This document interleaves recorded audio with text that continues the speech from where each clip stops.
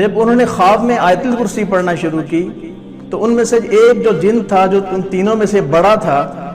وہ کہنے لگا آپ ہمارا کیا بگاڑ لیں گے آیت الکرسی پڑھ کے۔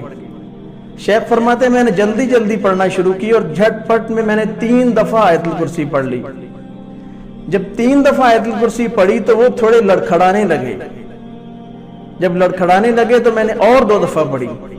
میں نے 5 دفعہ آیت الکرسی پڑھی تو وہ تینوں جن جو تھے وہ پیچھے کی طرف گر پڑے۔ جب 5 دفعہ آیت الکرسی پڑھی تو شیخ فرمانے لگے میں نے اور مقدار بڑھائی، تعداد بڑھائی،